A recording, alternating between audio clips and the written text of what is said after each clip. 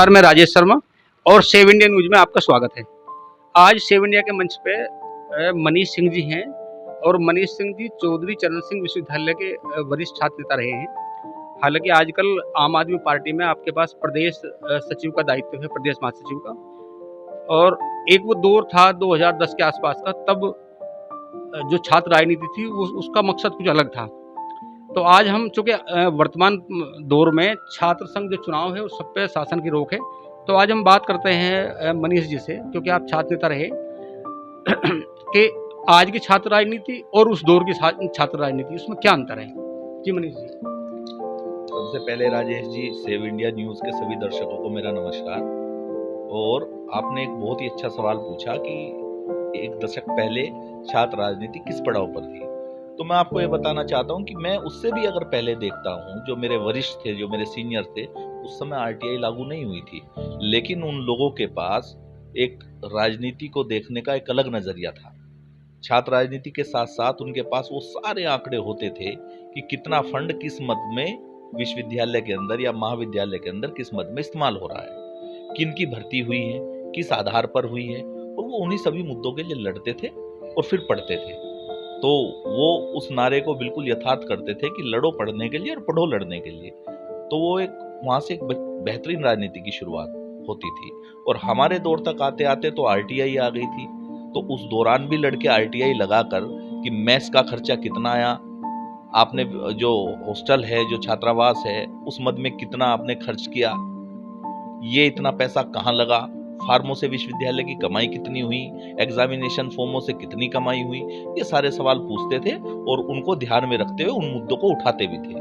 अब जब इतनी कमाई विश्वविद्यालय की आई है तो लाइब्रेरी में आपने क्या कराया, आपने बच्चों के लिए क्या क्या सुविधाएं उपलब्ध कराई, तो इन चीजों के लिए राजनीति होती थी। वो आज राजनीति बिल्कुल समाप्त हो गई है। जब हम पीछे के 3-4 दशक की बात करेंगे, 3-4 दशक पहले, तो एक बार एक दौर ऐसा भी था कि पूरे देश के जितने भी स्टेट हैं, सब में मुख्यमंत्री वो होते थे जो पहले किसी भी विश्वविद्यालय में छात्र संघ की राजनीति से निकल गए। क्या लग रहा है कि जो आज का परिवेश है, जो आपके छात्र हैं, क्योंकि पहले तार्किक बहस होती थी, अगर फीस बढ़ती थी तो मूवमेंट चलता था, और जब कुछ भी अगर ऐसी परिस्थिति यूनिवर्सिटी या कॉलेज पैदा करते थे तो छात्र मूवमेंट चलाते थे।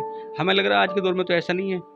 क्या जो आज का दौर है, क्या ऐसा दौर आ सकता है जो आज से 4 दशक पहले कि कभी छात्र राजनीति से निकले लोग स्टेट के मुख्यमंत्री बन सकते हैं, देश के प्रधानमंत्री बन सकते हैं?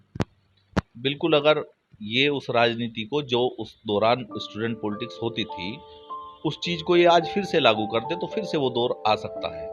क्योंकि ये जो लड़ाई है छात्र राजनीति में, व्यवहारिकता से, मेहनत से, पसीना बहाकर, जेल जाकर, मुकदमे लगवाकर, तब उसकी वो तराश कर बाहर निकलता था स्टूडेंट। क्या वजह है कि जितने भी राजनीतिक दल हैं वो छात्र संघ चुनाव को मतलब छात्र संघ चुनाव पे हर बार पाबंदी लगती है, सरकार चाहे जो हो।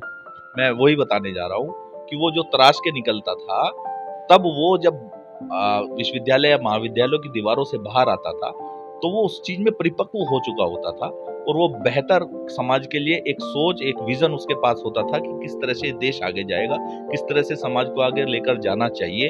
आज चीजें वो हो गई है। मैं उदाहरण के तौर पर बताऊं कि आज आप किसी बच्चे को एमबीबीएस की डिग्री का सिर्फ सर्टिफिकेट दे दीजिए कि आज से आप डॉक्टर हो और कर दीजिए समाज के लोगों का इलाज, क्या वो इलाज कर पाएगा?